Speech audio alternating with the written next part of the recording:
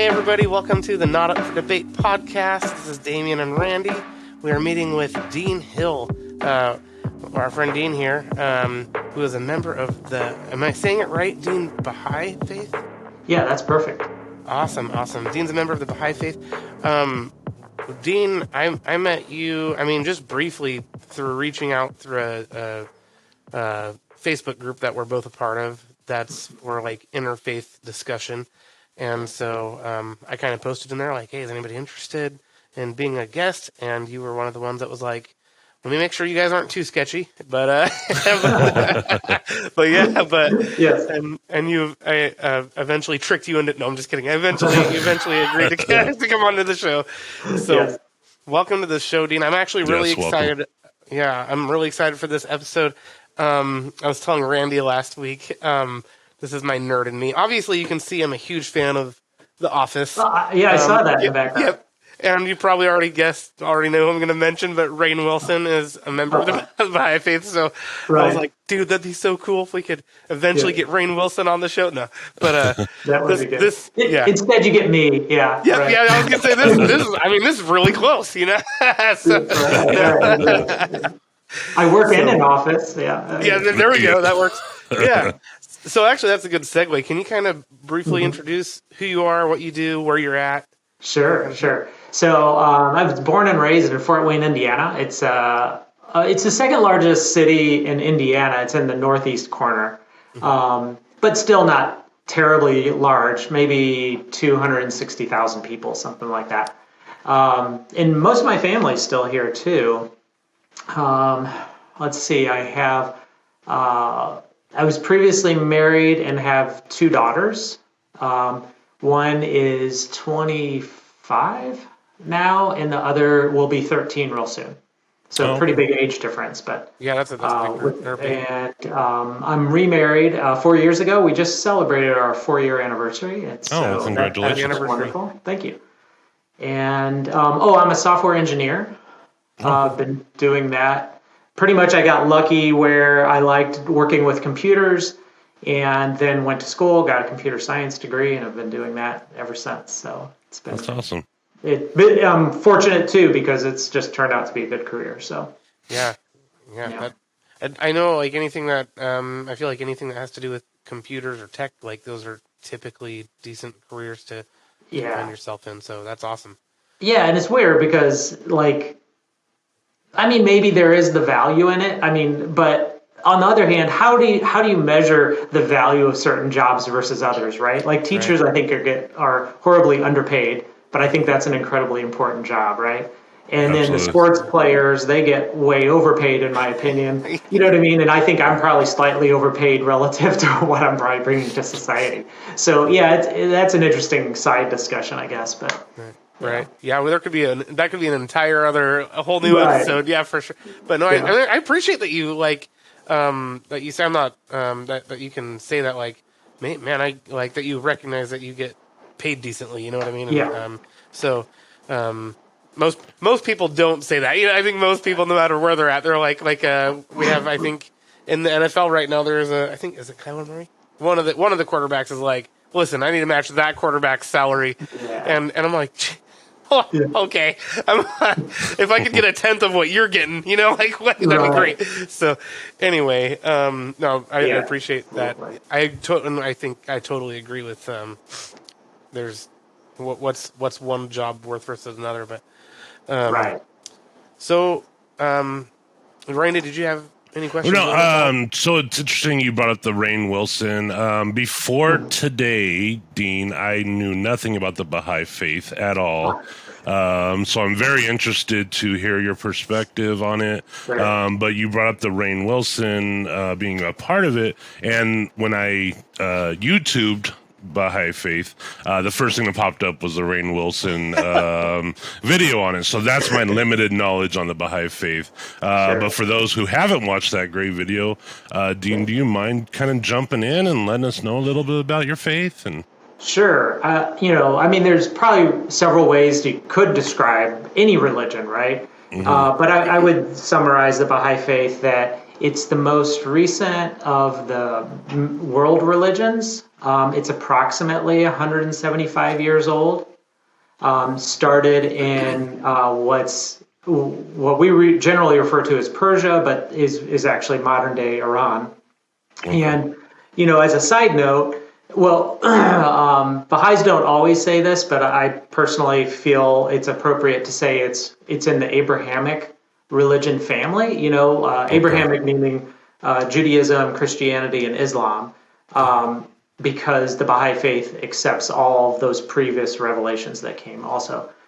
And all those religions also started kind of in that same general area of the world, which I find to be kind of interesting. Yeah. That area of the world has been such a central place for the beginning of religions, for major religions. I agree. Yeah, so it started about 175 years ago, and one thing that's pretty unique is that the Baha'i Faith says there's really like two founders to the religion. And the best analogy people give usually is how there was John the Baptist in Christianity, who was quite popular in his own right, but he kept saying, I'm really not that important. I'm not even fit, I believe, to carry the sandals of he who's going to come after me. And that's very similar to what happened in the Baha'i Faith. There was a man who had some minimal education, but at some point he started announcing that he was bringing forth a new religion. And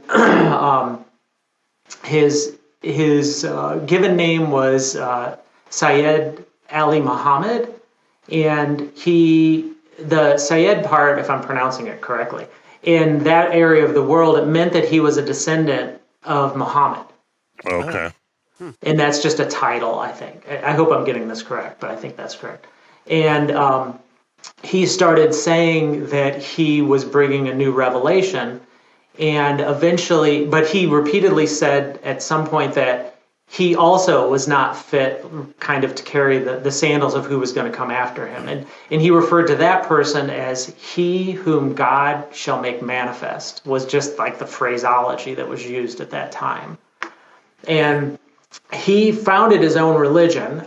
So that was his given name, but just like Jesus was the birth name of Jesus, he got the title, the Christ or the Messiah. And so this person took on the name the Bab, which is, to English hearers that may sound a little strange, but in Persian or Arabic, that means the gate. Oh, okay. And people took that to mean that he was the gateway to this new other person. This that tends to be how the Baha'is now understand it. And yet he founded his own religion actually at that time period that actually was quite successful.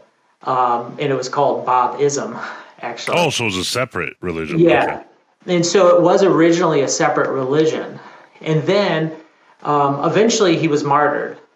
And as we kind of know from other religious histories, these people who say they're bringing God's revelation, whether that's Moses or Elijah or Jesus or whoever, they tend not to make a lot of friends in the religious establishment or the government establishment, right? Right. And definitely the Bab at that time period, he definitely made enemies in the government and in the religious establishment, and so eventually they executed him.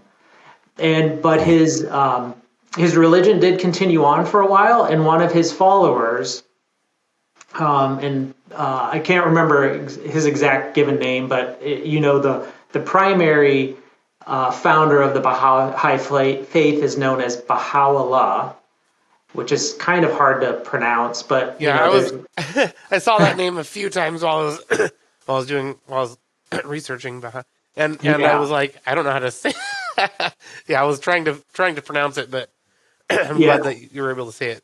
Right, Baha'u'llah. But I know I'm not doing it to the correct Persian pronunciation, but that's as good as I get. But if you look at some of the Old Testament names, like Habakkuk and some of these kind of names that we're now kind of used to, but they wouldn't have been if it wasn't common in our society, right? Right. So yeah, some of the names sound a little foreign because, well, they are. But a lot of Jewish and Israeli names, I think, sounded foreign, to us when we maybe first heard them.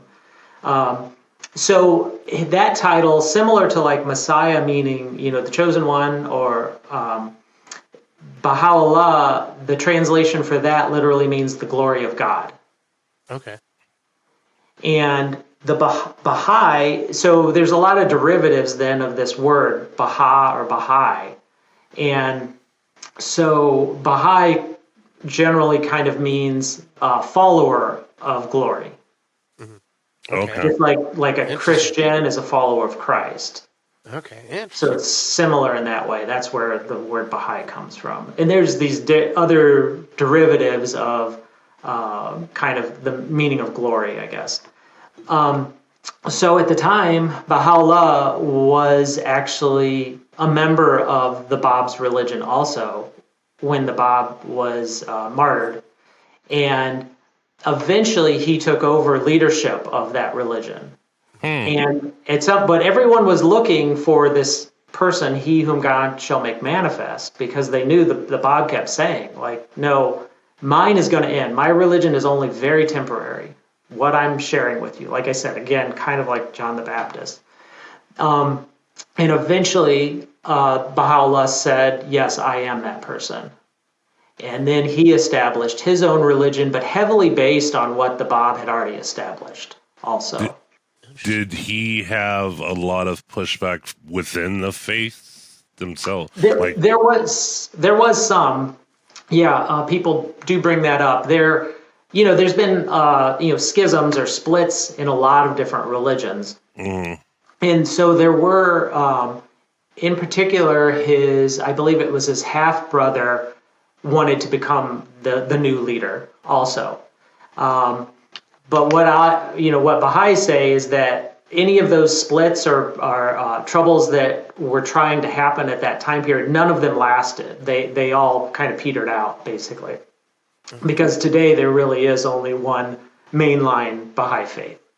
People will mention that there are a couple of others, but I think we're talking on the order of 100 maybe believers in maybe some of these other faiths.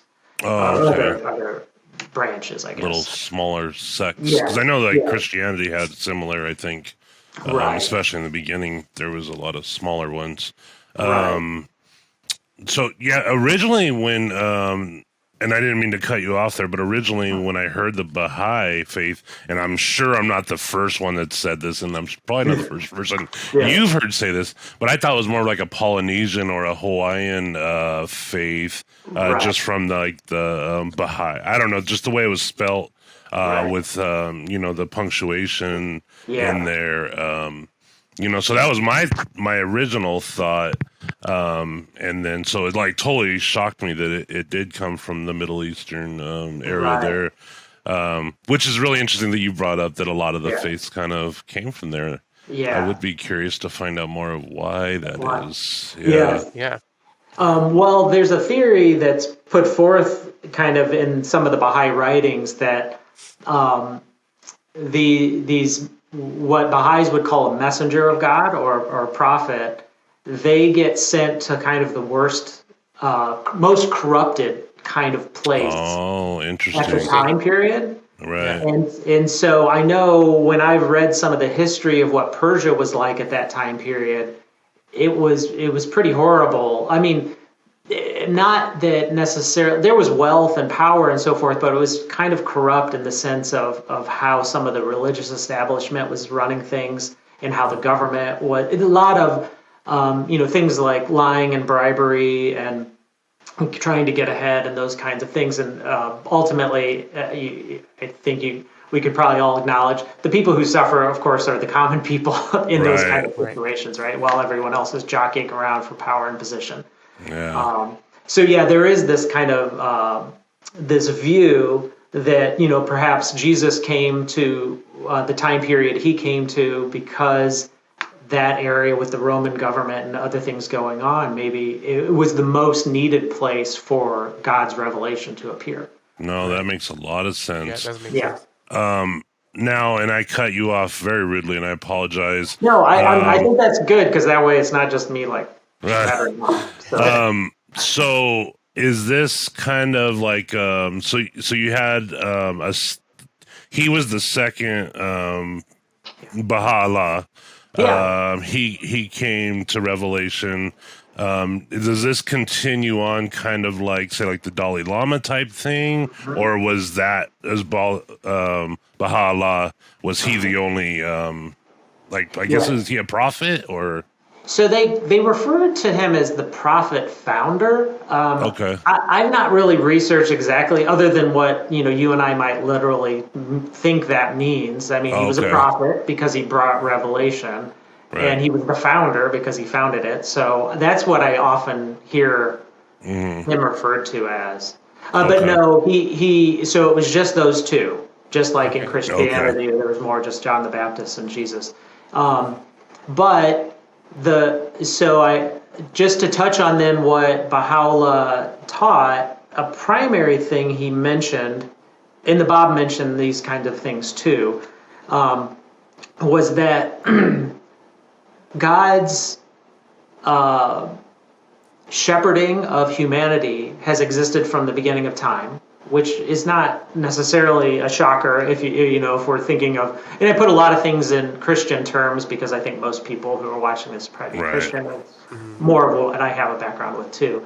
But if we look at like Genesis and so forth, like God was there at the beginning, right?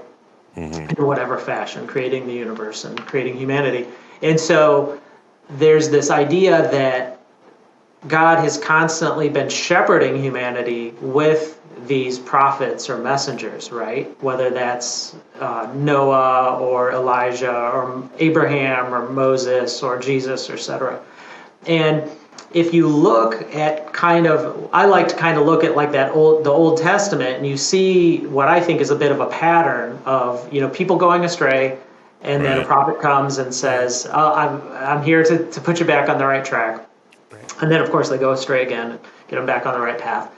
And in the Baha'i Faith, that concept of God trying to slowly educate us, the phrase that's often used is progressive revelation, Okay. meaning that God doesn't come to us as like young children and try to teach us like calculus, right? We're not ready to learn calculus. Starts with basic math or something. And then over time, there's been this slow evolution of what's been taught. And I think if you I've heard that talked about in some Christian circles, that there are kind of these different phases of like the time of the law versus the time of grace and some of those kind of concepts I've heard of. That's kind of what the Baha'is are kind of talking about that God has been doing, right?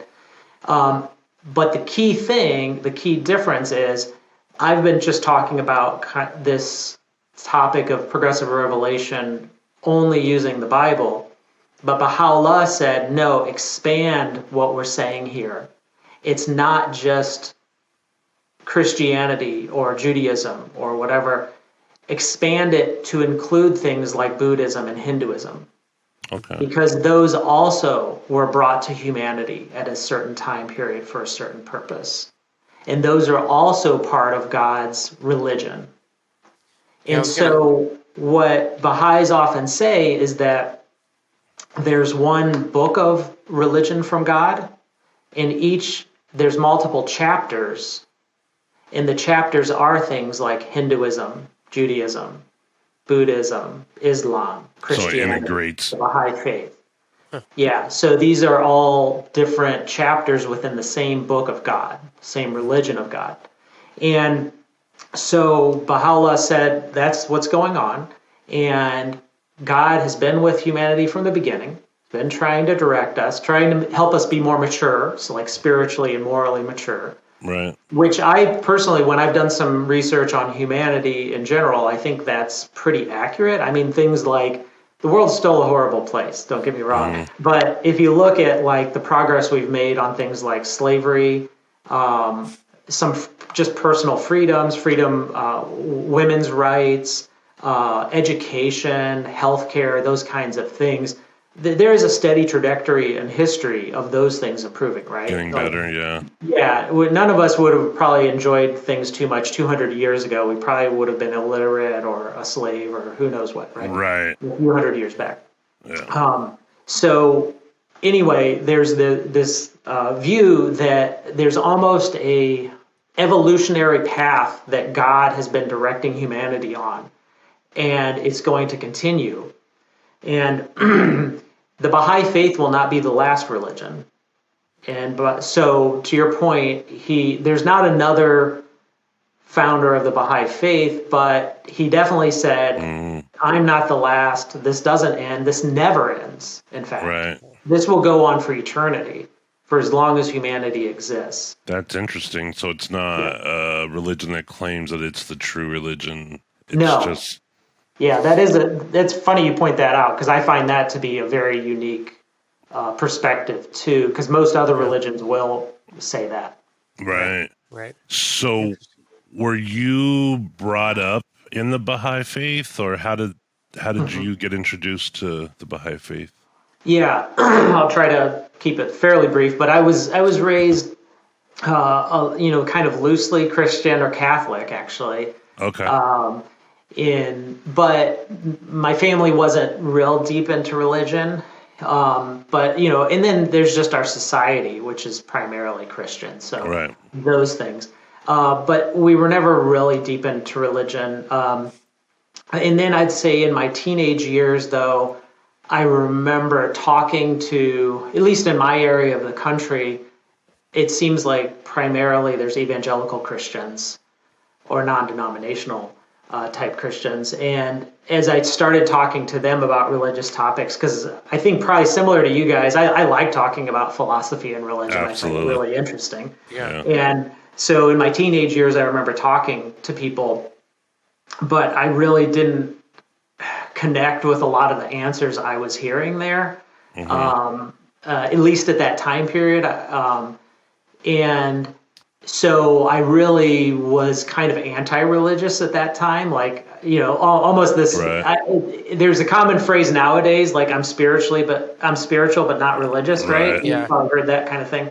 Yeah. And I think that's where I was back then.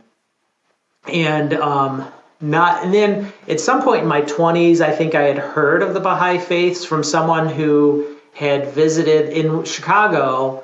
There's what's called a house of worship for the Baha'i Faith. And they had visited there and learned a little bit and thought it was kind of cool. And they mentioned it to me, and I was like, oh, that sounds kind of cool.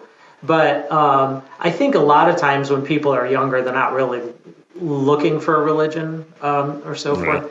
But then when my ex-wife and I, when we got pregnant, we're going to have a child, that's kind of when I think she was a little surprised I wasn't Christian and in line with her views. And I was kind of thinking to myself, well, shoot, what do I really believe anyway? I haven't really given it enough thought. So that's when I reached out and managed to connect with some Baha'is in the Fort Wayne area, which shocked me too, that there were even any in Fort Wayne. But yeah.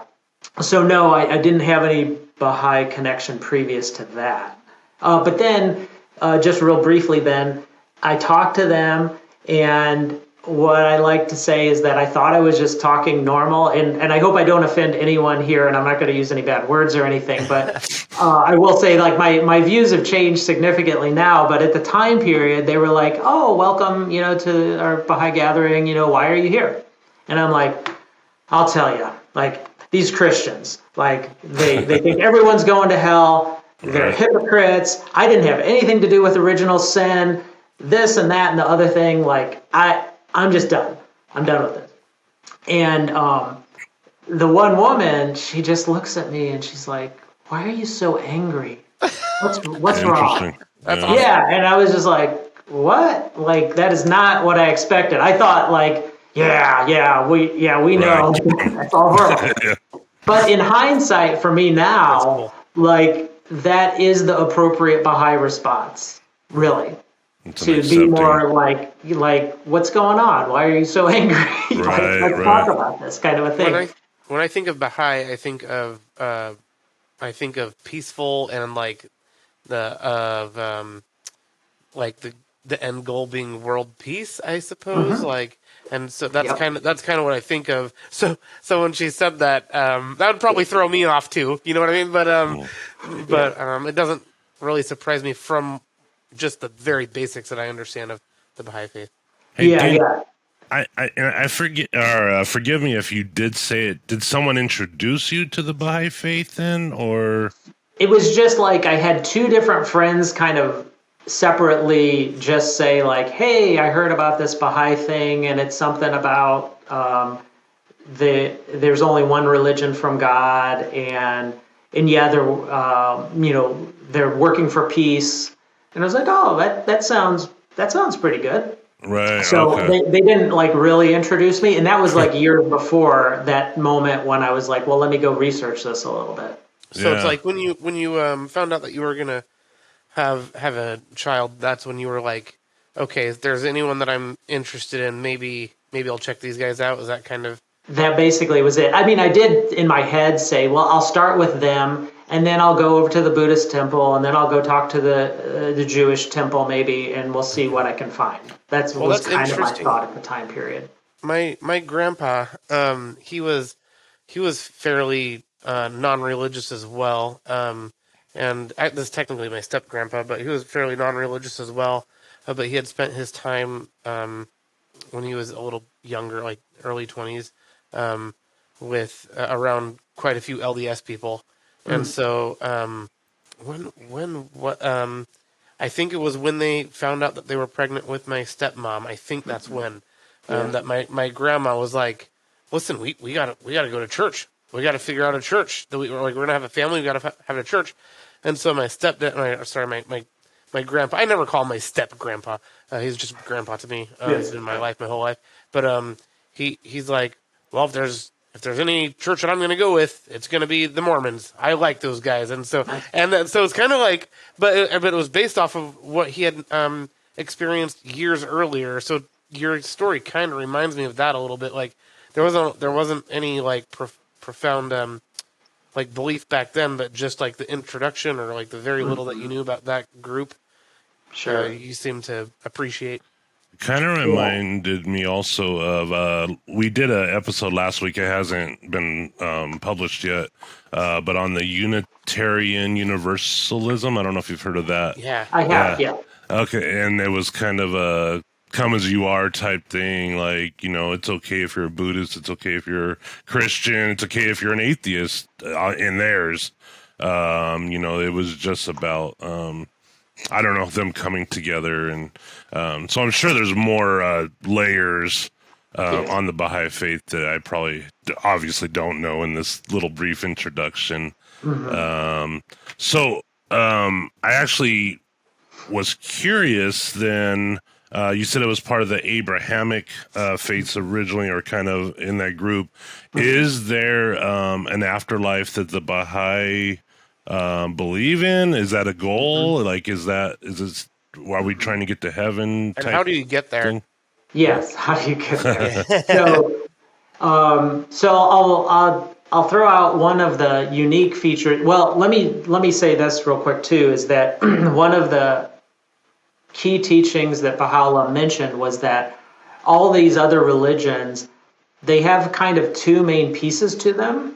The one is an eternal message, which is like there is one God, do unto others as you do unto you, basically. Be kind, be loving, etc. And the afterlife is the most important. All the physical world is temporary, but the soul is eternal in some fashion. Okay. So he clarified, like, all of them are there, and if you kind of start looking at religions, you'll see that there, right? You'll see the prayer, and you'll see a devotion to God, and so forth, and you'll see a devotion to serving humanity, and so forth. But the second piece is where I think people, I had never heard it said this way, but the second piece is that there's this cultural or time period piece to each of these religions, right? Right. So that's why, like, Hinduism looks quite a bit different than Judaism. and it looks different than the Baha'i Faith, right? But that's partially because of where it was introduced and what time period it was introduced, right? And so a lot of times when we say, oh, these religions are so radically different, they are different, but Baha'is would argue they're different in that second category, not the more important eternal category, I guess. Right. And so with that said, so the Baha'i kind of conception of the afterlife, I'd say, is very consistent with what you would believe, what you would see in Judaism, Christianity, Islam, that we have an eternal soul that was created by God, and that our body after it dies goes to an afterlife.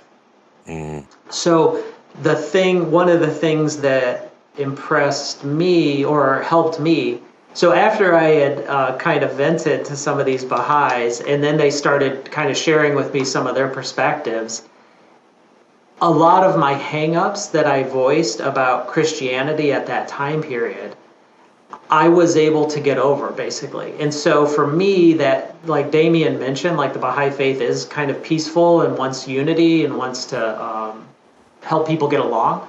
Right. And it did that exactly for me, because that's what I meant by, like, now hopefully I don't have the anger and I'm not saying those kinds of things about my fellow believers in Christ.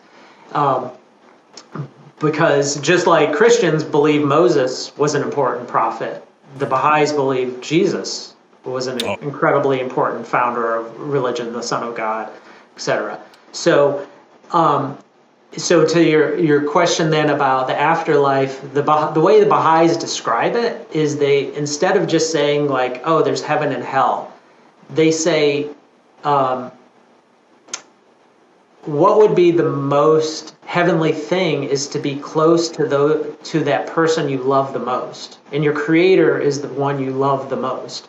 Right. So heaven is nearness to God. Okay. And what is hell but being the furthest away you could be from the thing you most love, right? And even if you talk family relationships, right? If you're estranged from the family you love, that's pretty hellish. Absolutely. Right. So there's this view that you basically, after you die, there's a range of where you end up. Nearer to God is more of a heaven, right? But further away is more of a hell. But it's not just like two places or even three places if you believe in like the Catholic view of purgatory. Yeah. It's really, imagine it more of like a continuum. At least that's my understanding of what the Baha'i Faith is saying. And I actually have always, well, not always, but I've thought that many times that I can easily accept God. I can easily accept a creator, but I have a hard time with the Satan part. I feel like it's an absence of God more than antagonistic person. But we do need to go to break. This has been very interesting, very enlightening. I definitely have more questions for you, as I'm sure Damien does. But yeah, we're going to go to break, and then we'll be right back with Dean. All right. Okay, thanks. Hey, Randy, have you ever had crack and cheese? Well, I've had one of those. I'll let you guess which one. Combine them, man. Just like Satisfied Food Truck did to create their delicious crack and cheese dinner. It's a handcrafted 3-cheese macaroni with buttery panko, or what they call a hood rat crumble, on top. I love the hood rat crumble. Oh man, that sounds delicious. Yeah, chasing it down with their Gingosaurus punch is the next step to a perfect dinner. And if you don't go for the crack and cheese, then go for the basic bird slider. I love me a good mini burger. I mean, why not get both? Exactly. Order the whole food truck. How do I find them? They're in the San Antonio area. Look up Satisfied on Facebook or at satisfied.sa on Instagram. Also, they do catering. Visit their catering website at enzosce.com. That's ENZOSCE.com. Awesome. I'll tell them Damien sent me. Hey, Randy, you remember how excited I was when I bought my house here in San Antonio? Oh, yeah, man. You were pretty excited.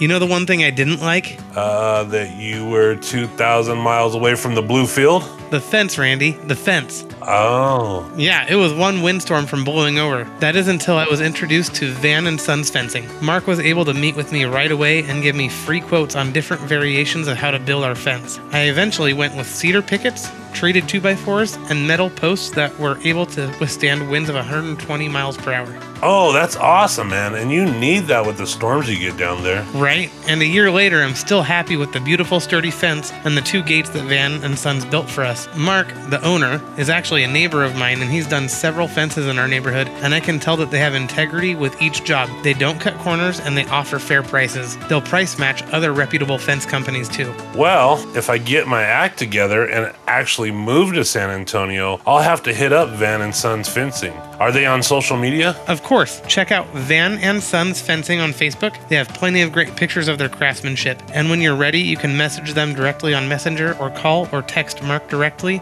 at 210-944-9238. Oh, and remember, fences make great neighbors. Hey everybody, welcome back. Thanks for taking that break with us. You got Damien and Randy and I was going to say Damien, Randy, and myself. Got Damien, Randy, and Dean here still talking about the Baha'i Faith, and we were kind of talking about the scale, almost like it's a continuum, I should say, of heaven and hell in the under the belief of the Baha'i Faith. And can you talk more about that? We were kind of leaving off on the idea of a Satan or a antagonist. Yeah.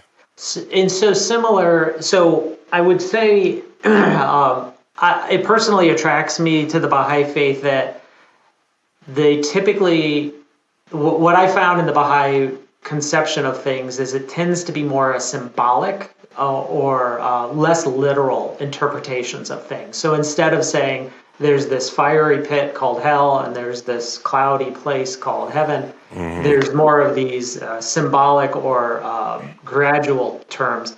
And so similar, the concept of Satan or evil is that when we read about Satan in holy books like the Bible, we may not be reading about a literal person or fallen angel. We could be reading about a metaphor. Interesting. A metaphor of the evil within ourselves. Absolutely. And that when we're talking about Satan, we're really talking about our own failings. Yeah. And what could be happening within ourselves. I definitely feel like we all have a little bit of that inside of us. You know, there's a little bit of on both sides. That's really interesting. That's on there. Yeah, and so to your point, like maybe not this malevolent figure kind of on one shoulder trying to do something, but just kind of our natural tendency that we do have kind of so Baha'is often will refer to that as your lower or animal nature, and then your higher or spiritual nature, right? Like almost like your more progressed nature versus your natural man. Well, I was going to say that kind of had an evolutionary type ring to it. I won't mention the name, but I have a family member who had had some mental health issues, and he had gone into a hospital. And when I saw him there, he thought that I was the reason why he was in the hospital, and I saw a side of him that I had never seen before. There was definitely an anger there that was deeper than an anger I'd seen before. And it kind of, when you said that, it triggered that thought in my head of seeing this person. And I never would have guessed that this person had that aspect until you see it. And then it's like, do I have that deep inside of me? You know, I remember one time, and here I am digressing again. I'm very good at digressing, Dean, if you haven't figured that out. But one of my exes that I used to be with, she had a new baby from somebody else, but she had come out to Mountain Home, which is where I live in Idaho, and she asked me if I wanted to go stay there for the night. And so I went ahead and stayed with them. And in the middle of the night, I heard somebody in the room. And I'm a very, very, I'm not I'm not an angry person. I'm not a combative person. But I heard this person in the room, and before I knew it, I was up and ready to just protect or destroy whoever it was in this room. Turns out it was the baby moving around in the playpen or whatever she was in. I didn't know that, but it shocked me because I did that without even thinking about it. Yeah. I reacted in some primal way.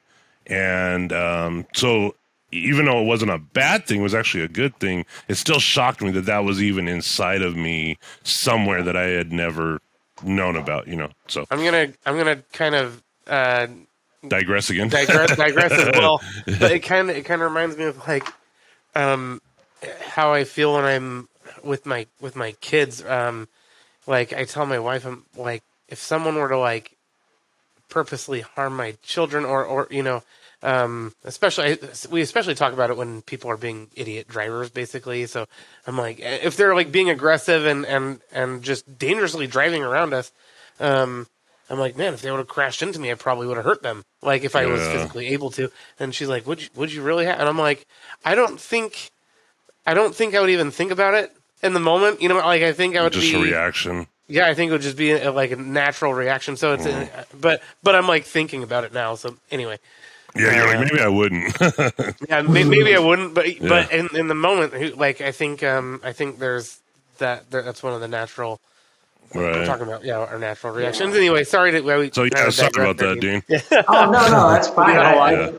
I think that's. I mean, as a broader discussion, I mean, I personally think the purpose of religion in general is for us to try to identify that lower nature and try to elevate that higher nature, right? Because all the religious scriptures are talking to us about being a better person, loving more, serving God more, serving humanity more.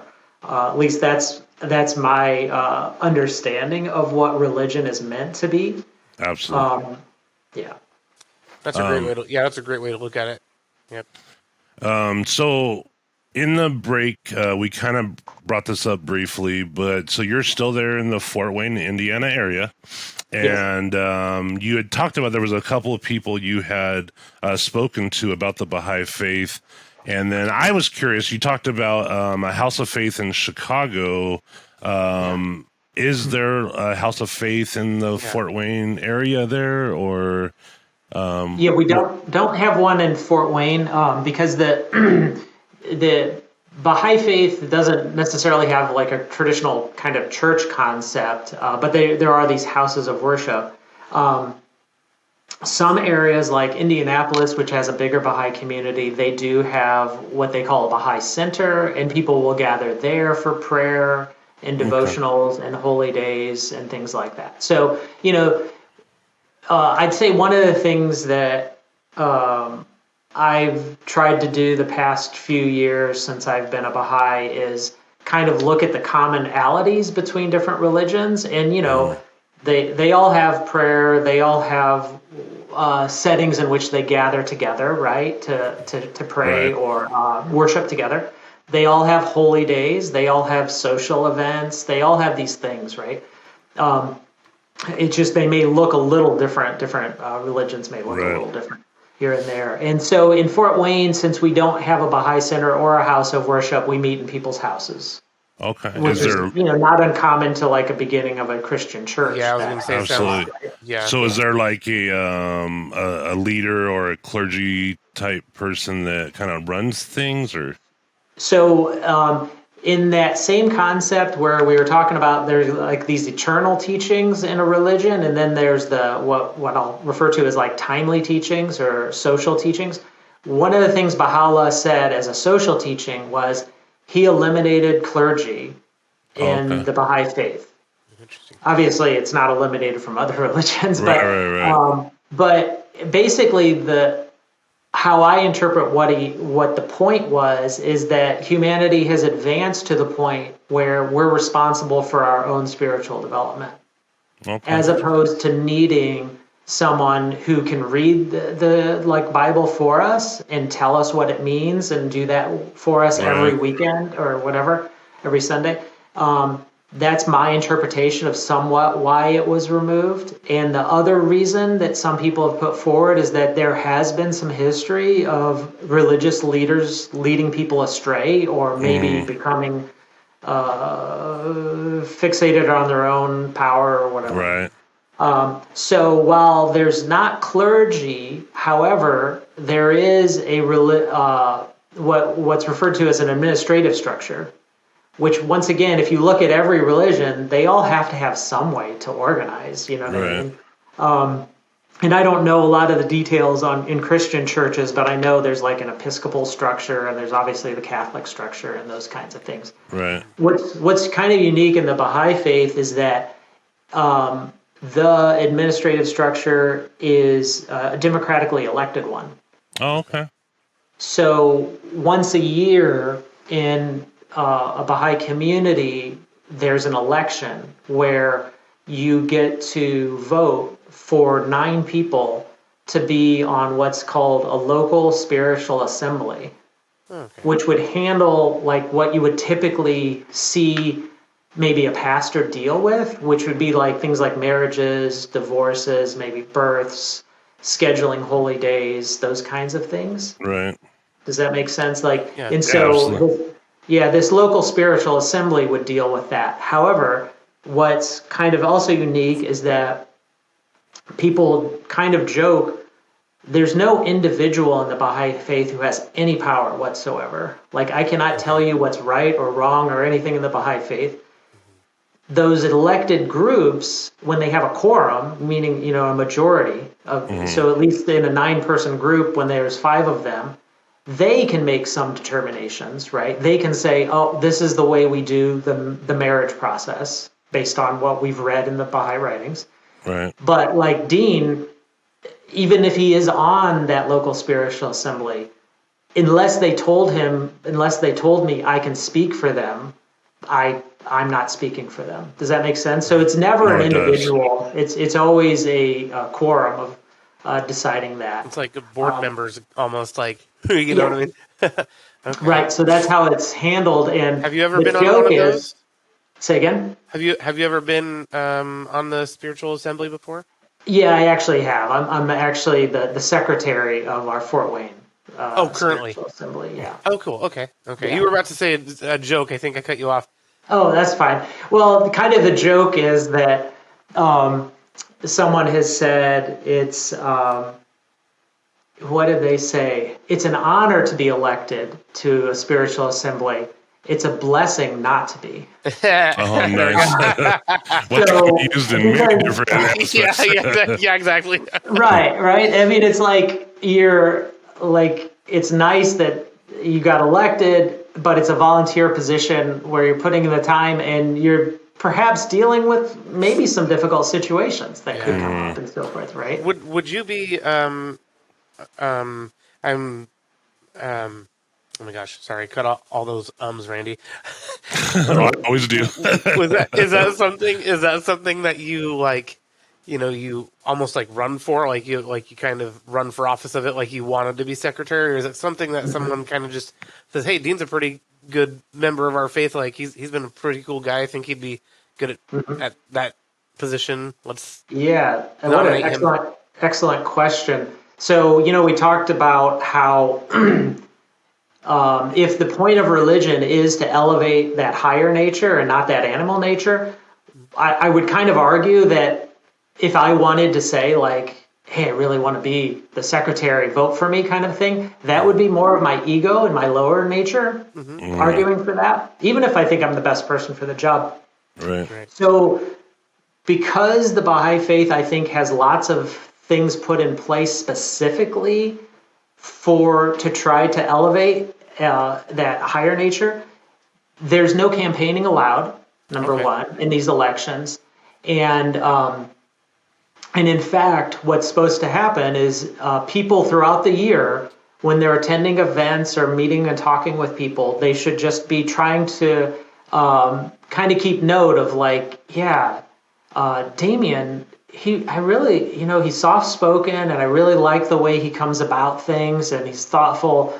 I could see him serving really well on that assembly, right? Right. And as I kind of mentioned, I joke that if I was to come up to you and say, hey, vote for me, I should probably be the last person you should ever vote for. Right. I mean, according to the guidance of the Baha'i elections, Right. that's how I read that, Interesting. is that anyone who actively is trying to do it for status or power or anything else, that is the last person you'd probably want to vote for. Right. Interesting. Okay, that makes sense. Yeah. That seems to go along with with the ego and the Yeah. lower self. Well, we Yeah. kind of. Oh, go ahead. No, go Oh, ahead. yeah. I was just going to say, the more I've tried to study and understand the Baha'i writings, the more it seems like the point is to try to take your ego out of things. Right. But and I think, if we read Christ's guidance too, I mean, I think that's pretty strongly in there, right? To not be this, yeah. It kind of and this is hopefully not sacrilegious in any way, but it reminded me, and I don't know much about alchemy, but in the book The Alchemist, I don't know if you've ever read it by Paulo Coelho.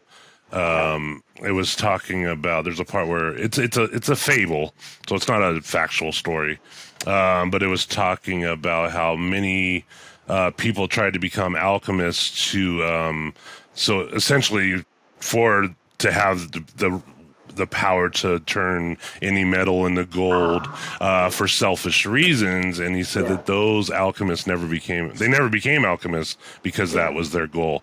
But the ones that wanted to do it for the betterment of society or to use it, for good, were the ones that were able to discover how to do it. And it just kind of reminded me a little bit when you said that. That's beautiful. And don't we?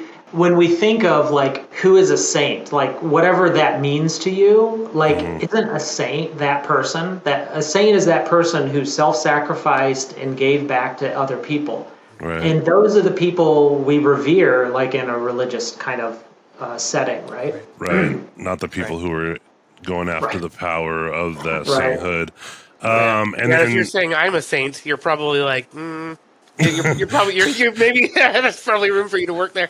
That reminds me of the episode that we just released this morning about the philosopher with Damien. I was like, I don't think of us as philosophers by any means, but if you want a title, we can get you a T-shirt that says I'm a philosopher. That makes you feel better. I like it. One of the interesting things you said was about there's no clergy reading to you because it could be up to interpretation. And it reminded me, I've actually been to multiple non-denominational Christian churches in totally different states. One was in California, one was in Idaho, and they talked about the same Bible verses and had totally different interpretations on what that Bible verse was. And this was a leader that was teaching us, if you will.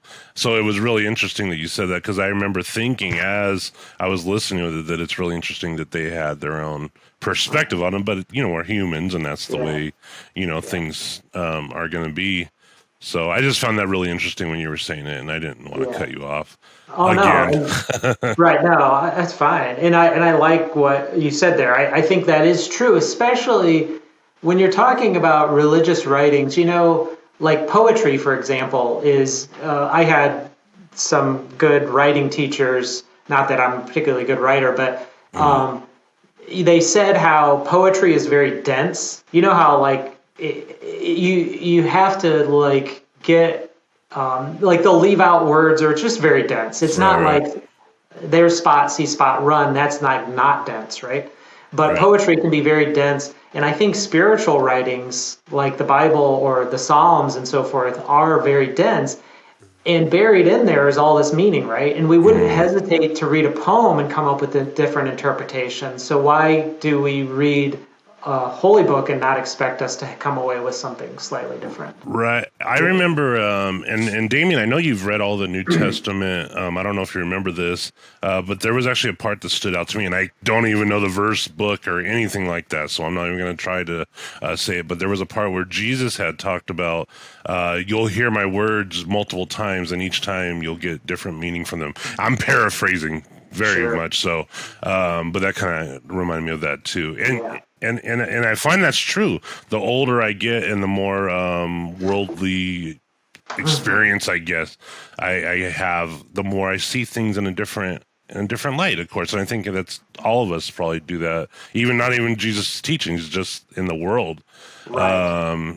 Damien and I, on one of our last podcasts, we were talking about how you look at even your children, probably as a 29-year-old, you'll look at them in one way, but then when you're 49 or 59 or 69, you'll look at it a different way, even though it's grandkids or whatever, but they might be doing the same thing your children did, and you'll have a totally different perspective on that. And that's what it was. It was on the Universal. Unitarian. Where it was talking about, he was talking about God in the Old Testament being a little more harsh, if you will, or judgmental, as opposed to Jesus. And that's what I was saying. Yeah, I have, some of it is kind of hard to see a very, fire and brimstone, if you will, just because the older I get, the more I can understand people's shortcomings. And then if I'm talking about God, I mean, in my view, God is, he's all knowing. He's, so he's going to understand why we do the things we do. I guess is kind of what Jesus' teachings were. The spirit is willing, but the flesh is weak type thing, so. Right, that's very true. And, another way to think about like some of those harsh Old Testament things is perhaps, once again, maybe for that time period and for that culture, I think I know where you're going. Maybe that is the best God could do for those human children. And I say children meaning in the sense of like maturity. Yeah. The very broad sense of it. Maybe that was just the way it was then, because it was a barbaric time. That's a very good point. How I treat my 2-year-old is much different than how I'm rearing my 7-year-old at like real time right now. How I'm gonna talk to my 2-year-old is much different than my 7-year-old. So that is and very. If humanity was much younger, exactly. That's a very good point. That's a really good and there's this idea in the Baha'i Faith, just because it kind of ties into what you're saying about our understanding of truth in God being always kind of relative to our current understanding, right? And that's in contrast to saying there's absolute truth, like with a capital T or in all caps, where there are people, I think a lot of times religious people, who will say like, I have religious truth, it is in my book, this is it. And I've struggled to understand what they're saying because of what you guys were just talking about. Like, but how could that be? If that is true, that you have truth, that means you're no longer learning anything new.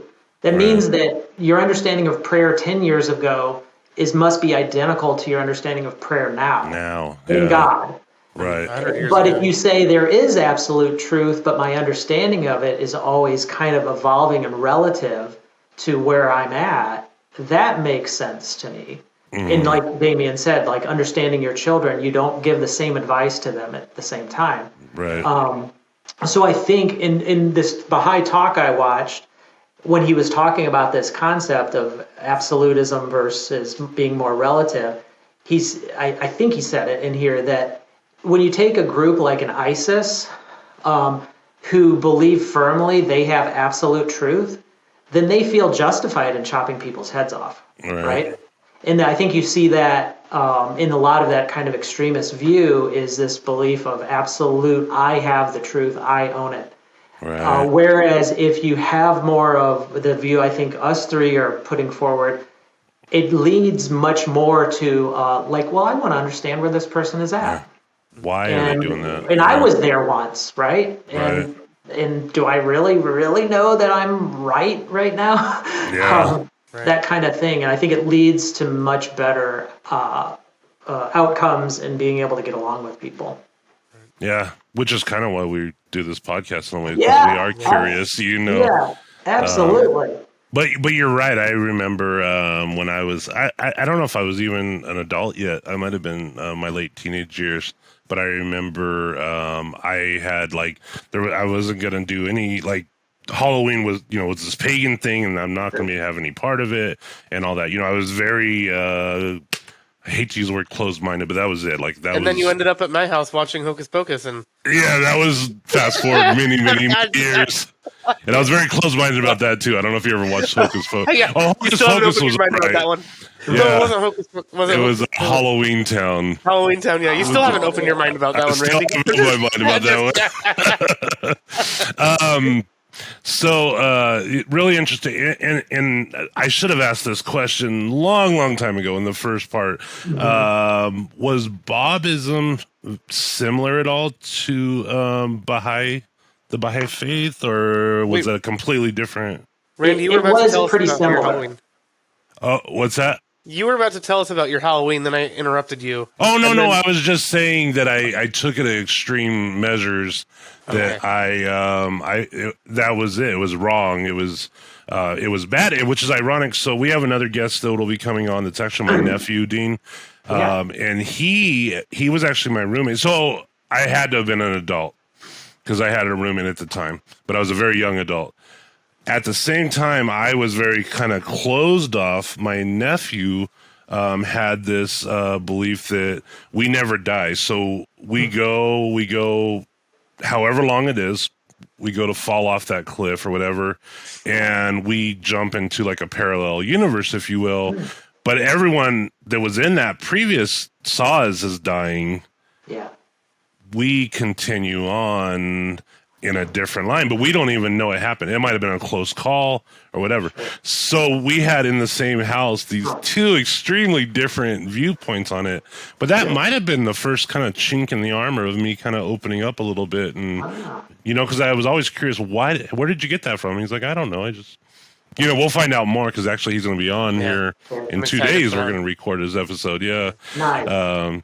But it kind of reminded me about opening up. So, Right.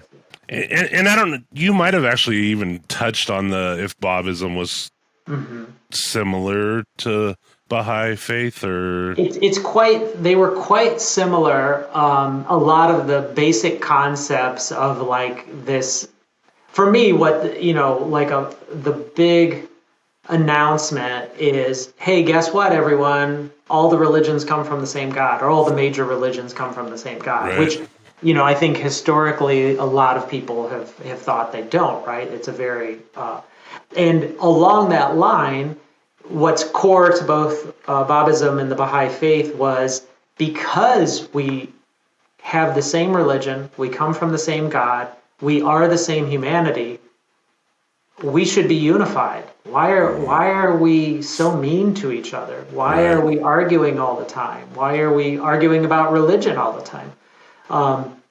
So I would say that's a key piece that's was present in both of them. Yeah.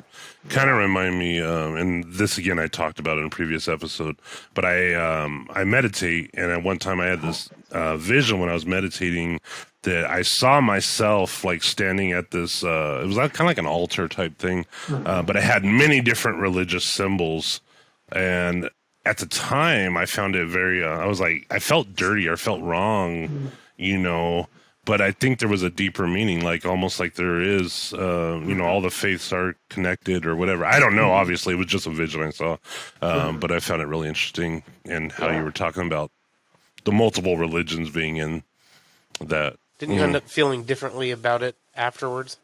Absolutely. My the older I get, there again, it's looking at it from a different perspective.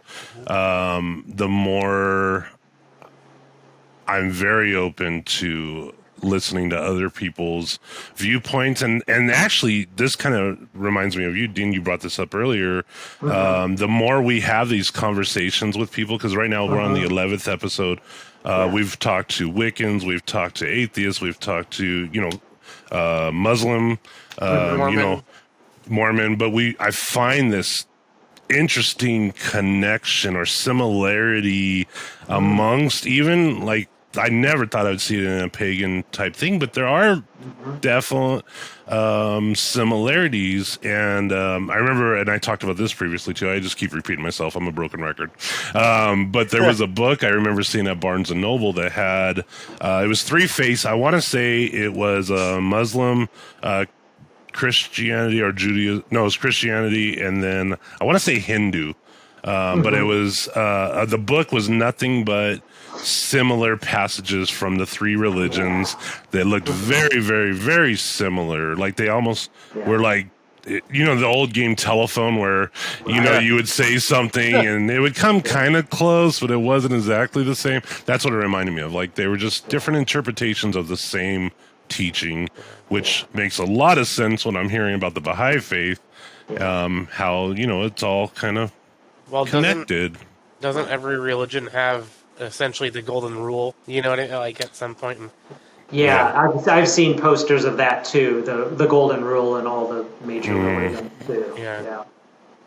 Which it is, but it makes a lot of sense, right? Because I mean, especially hearing from the Baha'i perspective, that it's all about learning and growing and the betterment of society, and I find it really, really, really interesting. And on that, and not to sidetrack, but there's one of the study books that the Baha'is have, because they have like workbooks. They're, generally you could kind of call them like a Bible study kind of thing, but on the Baha'i topics. And they, at the intro on one of them, I really like, they say something about humans have a twofold moral purpose, two-piece moral purpose. One is to better ourselves, as we've kind of talked about, but the other is to better society and humanity and to serve humanity, right? And God is kind of the basis for that, is the Baha'i perspective. So do you think that maybe by serving the betterment or the society in whole, like on broad area, is serving yourself in a way? Like I think it was on one of Jesus' teachings, I don't know exactly, but basically how you treat the lowest of men, you treat me, or something like that. There again, I'm butchering the connection. One that's like, when you're in the service of your fellow man, you're in the service of your God, or something like that. Can't remember if that's in the Bible or if that's a... I don't think that's what I'm talking about, but Yeah, I would say so. I tried to find a couple of quotes that on different themes. So one that I personally like, that's in kind of the Baha'i canon, I guess, is it says, the more we search for ourselves, the less likely we are to find ourselves.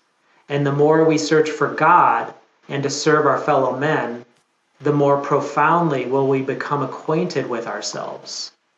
And the more inwardly assured we will become. This is one of the great spiritual laws of life.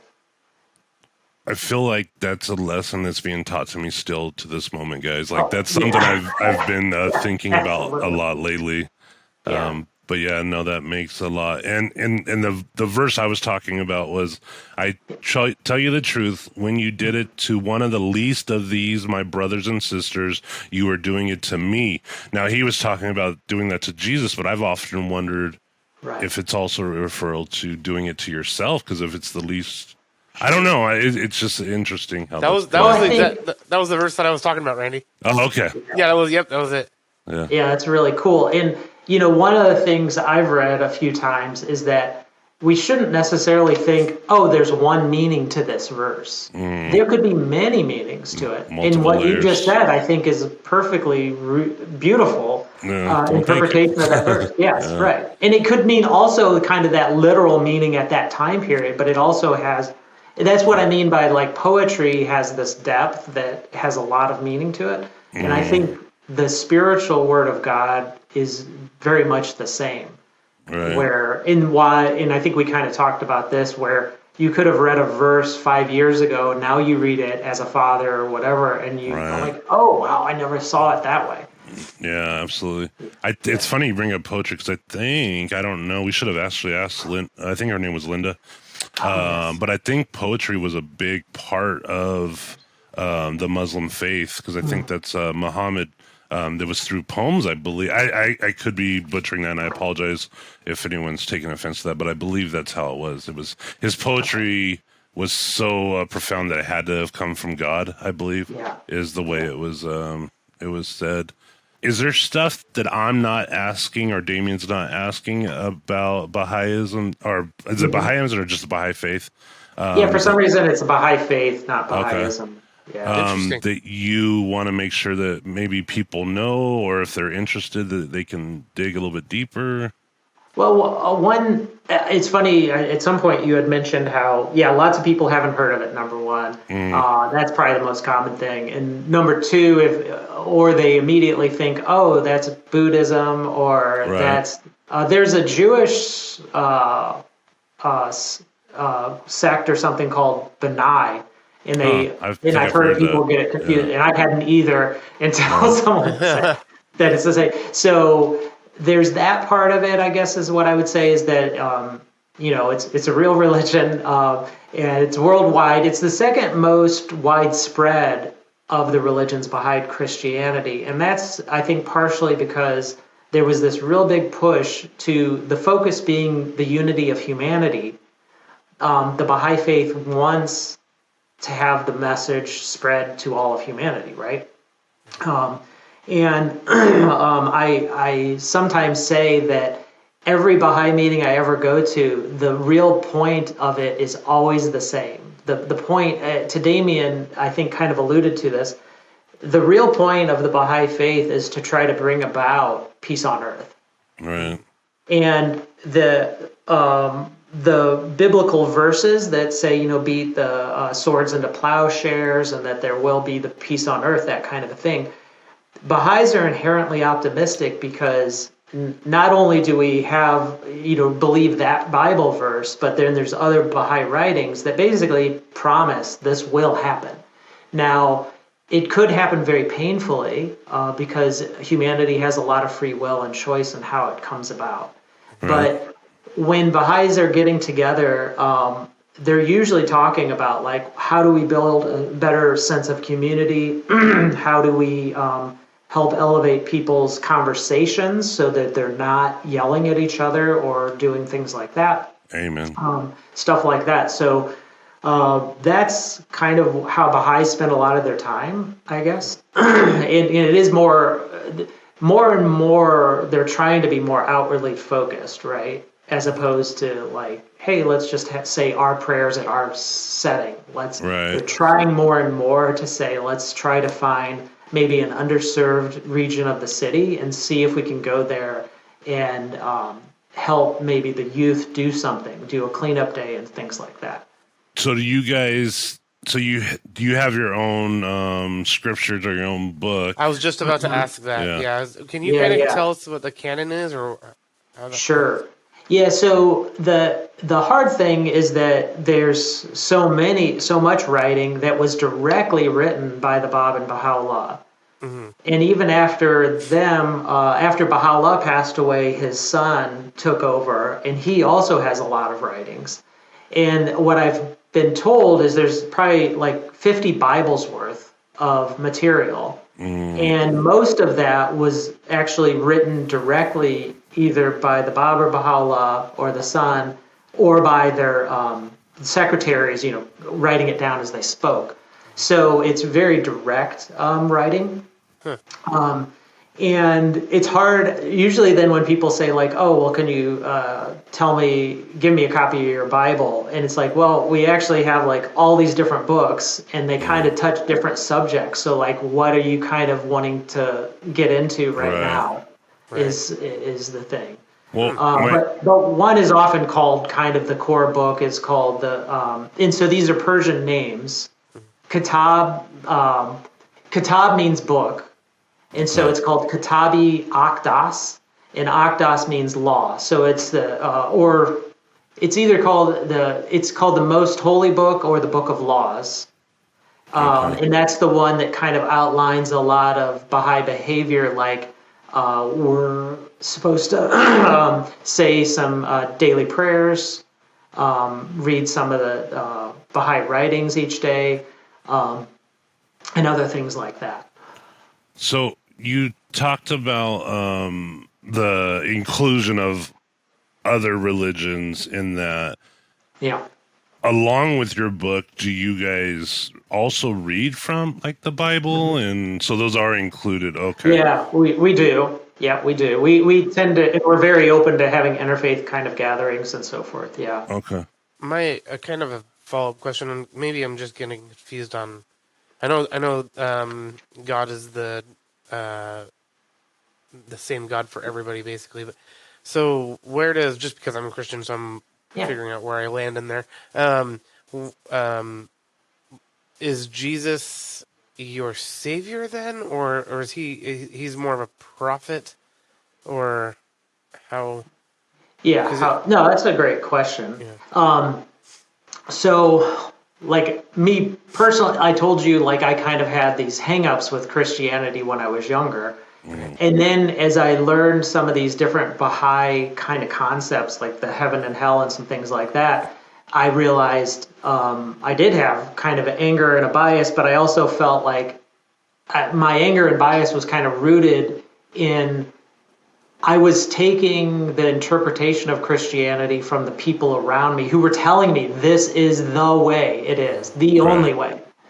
And then when I heard some different Baha'i perspectives, I was like, no, that's not the only way. There's some other ways of looking at this. And for me, that kind of healed me to the point where, so at that time period when I was like 25 and I learned all that, but my ex-wife and we decided to raise our family Christian. So actually, I didn't become a Baha'i when I was 25. I actually became Christian, actually. Because, and I accepted Jesus as my savior. And I joke, I only became Christian because of another religion. Okay. But it's interesting because that other religion's goal is to heal people and help them see and appreciate the other religions. So, and so you cannot be a Baha'i if you don't accept Jesus as the Son of God and, the source of the truth that he brought at that time period and so forth. And what I like to say is that just like Christians, don't say it necessarily, but I think they love and respect Moses, even though it's not something you commonly hear. But, the Ten Commandments and all that, you wouldn't throw out what Moses did. Right. But Christ came. Built on it. Right, it built on it. And that's my view of what the Baha'i Faith is doing there. Which is interesting because Jesus did quote the older scriptures many times, even in the newer the New Testament. I've accepted Jesus as my savior too. I'm a Christian, but sometimes we talked about layers, and sometimes I wonder if on the truth, the way the truth and the life actually is. I'm the lead. I like follow this path, like instead of it just being where he said no one goes to the Father except through me. Does that mean by following my teaching or by accepting me as your savior? I've thought about that many times. Like, is it a more of a, not a philosophy, but you know what I'm saying? It's the ultimate, like I'm showing you the ultimate truth. You have to allow yourself to see the world in this way to see the Father or the broader, I don't know. I like what you're saying there. And I think if you look at some other religions, you'll find similar statements that those founders of those religions will say things like, I am the source. I am what's coming. And so similar to seeing that golden rule through them, you also see those kind of statements. So my current understanding is along what you said, that when he says he's the way, the truth, and the life, it's not like he is the sole way ever. It's that he is the way right then to those people he was talking to. But that doesn't mean that Moses wasn't that way also at his time period, right? Right. Or Elijah at his time period. The Baha'i Faith sometimes says that each of those major prophets, they could have shared all the information God wanted to humanity, but humanity wasn't ready for it, number one. And so to some degree, some of the intensity of what was revealed varied by the prophet or the messenger, right? And so Christ is viewed as one who brought a very significant revelation, right? And so if you want to say he was greater than Moses, you could, but then you could also say he's not because, well, God just chose to give him that role for that purpose because that's what the role was at that time period. Right. At least that's how a Baha'i understanding of it is. Which I know there's a part there, and there again I'm butchering. I've heard these verses many times in my life, but I still don't remember them. But where it was talking about God and my Father were one, but He is better than I, or something like that. I'm paraphrasing, but it kind of connected there. So you're in Fort Wayne, Indiana. What if somebody's from not even close to other people on the Baha'i Faith, Indiana? Is there an online way that people can dig into the Baha'i Faith, or Yeah, there's the United States Baha'i Community website is Baha'i.us. Oh, okay. So that's BAHAI.us. Yeah, so that's an easy way. And they have a phone number and so forth on there that people could call if they wanted to do that, or to try to get in contact with Baha'is who are nearby. And we have that occasionally happen in Fort Wayne, where someone will call and try to get in contact. In fact, a fellow just the other day, he called and he said, "Hey, I've studied Native American culture a fair amount in my life, and when I was searching, I ran across that the Baha'i Faith is also pretty involved in supporting the Native American cultures." And I said, yeah, that's definitely true, because the Baha'i Faith doesn't try to say, like, here, the culture needs to be this way in America, or it needs to be this way in South America, or wherever. You should be able to integrate whatever your culture was, because it's all humanity, right? And there's a phrase that says there's unity in diversity. Right. Another common Baha'i quote is that a flower garden, if it was all the same type of flower, would be kind of boring. But God has put on earth, right, all of us being very unique flowers, and that's for a purpose. And so there's definitely a lot of diversity within the Baha'i faith, but having that core belief, just like within Christianity, you still have that core belief in Jesus. Right. So, which is interesting. I was talking to my same nephew, him and his girlfriend the other day, and we were talking about my nephew. He's dyslexic, but he's very intelligent, you can give him a motor or something. He can figure out how to rebuild that thing and get it running, and probably in a more efficient way.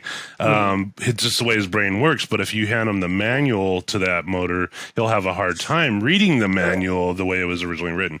And I was talking with them, and I was like, it's really interesting that we have these gifts that we're given. I call them gifts. You can call it whatever you want. But it's interesting that a lot of us have separate ones. Like, you might have something different than what Damien has and I have. We all have our own little thing. I was like, it's really interesting that we have these. And I was talking to his girlfriend at the time. I was like, what do you think on that? And she's like, I think we're supposed to, so we can find each other to kind of connect and use each other's gifts, and just kind of it's a way of building it. I guess the world or the society or whatever, it's a way of us working together, so we don't all, it's like giving you a key and you a key and you key, but we all have to have those keys at the same time in order to get it to work. That's cool. I like that explanation. Yeah. I thought it was really cool too. Well, is there anything else that you guys kind of want to go over that you want to make sure? I just want to know if Dean can make it so that Rainn Wilson can come onto the show. Or, what's the connection? No, I'm just kidding. What's the connection there? No, I haven't met him in person, although because the Baha'i community is smaller, it's probably a little more likely than maybe some other type of groups you might ask. But I can see. I've been. But I do know one person who probably knows him. I'm probably like 1 degree of separation. There you go. There we go. Yep. There's that 6 degrees, even a little bit further. Yep, there's the connection. Yep, exactly.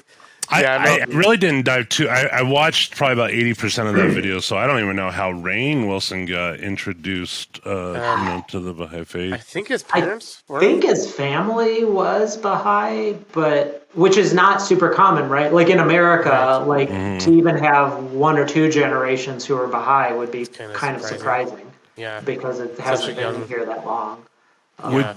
Which I find it's beautiful, without Damien saying, "Hey, let's do this podcast where we talk about people of a different faith." I never would have heard of the Baha'i Faith, and or maybe I would have. I don't know. We tend to think in absolute, like there's no way it would have. But I feel like things still find a way of getting to us. In a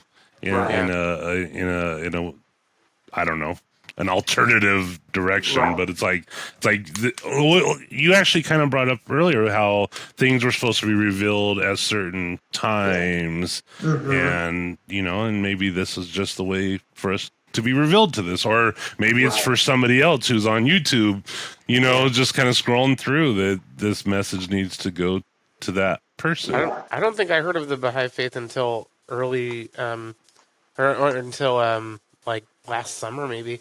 So and I'm a huge Rainn Wilson fan. But I mean I should not say I'm a huge Rainn Wilson. I am now, but until probably last summer I was more of a Dwight Schrute fan. You know what I mean? So but once I started listening to Rainn Wilson's Metaphysical Milkshake podcast. I'm familiar with that. Oh, okay. So honestly, Randy, he's kind of a philosophical, religious type of nerd like us. You know what I mean? So but probably more intelligent than me anyway. When I listen to their podcast, I'm like, man, they sound so much better than us. They sound so much more professional.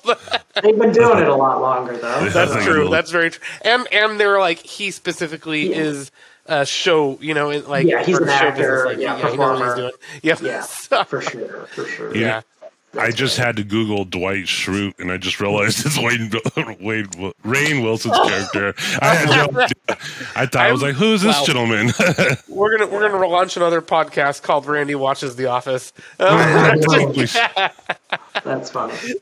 No. He's obsessed with it. I am. Dean, we used to work together, and every time there was any downtime at all, he'd be watching The Office, and you could tell because I could tell by his laughs. What's that? But you haven't really watched it much?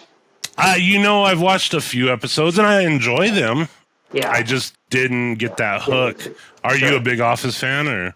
I'm medium, I'd say. Also, for me, initially, I don't think I was that into it, and then a couple of years ago, I think I started watching it more, and if you watch, it's like anything. If you get into it a little more, then you connect with it a little more. So I did a little bit more than I did before. Yeah. I probably have three religions: Christianity first, right, and then NFL, and then The Office. Yeah. Well, it's that's just one of the shrines right here. Right. So was that the hierarchy? Yeah, Christianity on top. Yeah, exactly. Yeah, exactly. That's funny. So dumb. Well, awesome, man. Well, I'm super excited. Like I just said, the whole point of this was to find people's different viewpoints, to get to know things that we wouldn't necessarily know. And of course, the major religions, that we talked about are the ones that, we talked to. But I really wanted to find stuff like the Baha'i Faith, stuff that maybe isn't quite as loud out there. What were you going to say, Damien? Oh, I was going to say more unique. Yeah, your faith, I think, out of everybody that we've interviewed so far, that we've had on the show, has been the least common, or the least popular, more unique. Yeah, it's the least well known, probably. Yeah, least well known. That's what I was trying to say. But hopefully this will go viral, and because I feel like so is that why you were in the group that you met Damien in the first place, was to kind of spread the no, I'd say it was more because it was an interfaith group. It was hey, let's learn from each other. And absolutely. That was the main reason. Even that group has kind of a similar message of our podcast, I think, in that it's supposed to be a peaceful conversation for the most part, I think, amongst peaceful dialogue amongst several different religions and beliefs. So I think that's the answer, guys. Like I really want to see society as a whole learn to just listen and and not say take my way and that's it. Like maybe that's like you were saying, the Baha'i Faith is we're not quite there yet. Maybe it's a prophet or two down the line. I don't, or even a religion or two. One thing I'll say that I really appreciate about the Baha'i Faith so far, the very little I know, is there's the progression, and it sounds like there's a belief in humanity, like a belief in humanity can be good. Whereas I think most religions are like, no, humanity sucks, and so that's why we need a God. And maybe I'm not understanding it correctly, but it sounds like there's belief in the positive aspects of humanity, and that we can eventually progress to be at that world peace level. Yeah, no, I think that's true. Let me see here. There's this saying, I think you're right on, a short saying from Baha'u'llah that says, "O son of spirit, noble have I created thee, yet thou hast abased thyself. Rise then unto that for which thou wast created." So there very much is this view that God said, no, I have put you here, but you keep dropping yourself down here and doing bad things or thinking less of yourself. But no, you're noble. You're meant for much more than this. And what was that scripture from? So that was that one. That's one of the most common ones that I like from the Baha'i writings. It's called The Hidden Words. Okay. It's basically a bunch of really short writings, and it's written as if God is speaking directly to humanity. Okay. Yeah. So if you feel the need, that was the first one when I was 25 that they gave me was a little copy of this, because it's only maybe 20, 30 pages of really short things. Just quotes. Just little quotes about different spiritual kind of topics. Yeah. Kind of reminds me of the Gospel According to Thomas. I don't know if you guys have ever explored that, but that's kind of how that was. Yet. It was, yeah, nice. Interesting. Yeah. And then I always ask this. It's actually Damien's question, but I was waiting for him to ask, and he didn't. Is there any viewpoints on like reincarnation or anything like that? That maybe the Baha'i.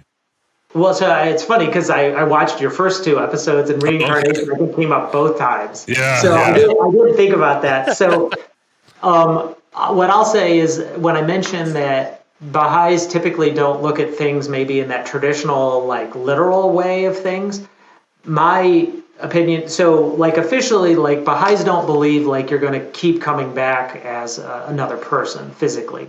However, that idea of in the afterlife, you end up in some continuum along the line of heaven and hell. The phrase that's used is they call them all the worlds of God, is what that's called. Like, you will end up in a world of God. But what's also stated is that just like here on earth now, the Baha'i perspective is that you're created noble, but what you're trying to do while you're here, and I think most religions would agree, is you're trying to build like your spiritual muscles in your eyes and your arms and your hands and so forth that you will need in that afterlife. The point of being here, and the example or the analogy that's given is that when a baby's in the womb, if it could be thinking about things, it'd be like, I don't get it. Why do I even need these hands? And these feet, like, I'm sitting right here. I get everything I need. I don't understand. But then when the baby comes into the physical world, it's like, oh, now I understand. It's the cocoon butterfly. I like that. Right. And so when we're here, what we're supposed to be doing is trying to work on building our spiritual powers. Those are the things that we need in that afterlife. And the afterlife is not, my impression is not like sitting around playing a harp. the afterlife is active work, and we continue to progress. Right. So my kind of, when someone asks me about, or they say like, hey, I believe in reincarnation, what's the Baha'i perspective? I'm like, oh yeah, great. Like after you die, you keep going, right? And it's always about getting better, which my impression of what a literal reincarnation is also about, like I get reborn to try again. And it's like, well, you get to go there and you get to try again and you get to keep working harder and you can advance closer to God forever because you'll never get there. Get there, right. So that's my like kind of Baha'i-esque interpretation of what like a reincarnation thing could be. I think that was very not picturesque, that wasn't the word, but I'm able to visualize very much so what you're saying. Yeah, I really like that. Dean, thank you. Yeah. Thank you so much. I really enjoyed you being on here. I know Damien needs to get going, so we got to go ahead and cut it. But man, I've really enjoyed this. Yeah. It's been very enlightening. You've been a great guest. So thank you so much for carving out the time to be with us and enlightening us with this information about the Baha'i faith. So thank you very much. Thank you both, too. I really support what you guys are trying to do. You're great guys. Thank you. I appreciate it, man. I appreciate it. I will say I'm leaving here today feeling very encouraged, like I said, about humanity. So that's a good feeling to walk away from. So thank you, Dean. I appreciate it. Great. And for those who are listening, I'll see you guys off now. But remember, reach out to us, be part of the conversation. Reach out to us at contact@notupfordebate.com. Follow us on Facebook, Instagram, all those fun places, the social media. And check out our website as well, notupfordebate.com. We have a couple new tabs on there. I don't know if we've mentioned it in the podcast, but we have the As Mentioned tab now. So anytime we mention something in an episode, we can kind of, or a physical thing, we put can a link to on it. there, put a link to it, or have a picture of it, or something for you to kind of reference later. If you're not watching on YouTube, a lot of times Randy will put that on the YouTube as well, kind of the video, over our pictures or over ourselves. So anyway, thanks guys, and thanks for listening, and thank you so much once again, Dean. It's been a pleasure.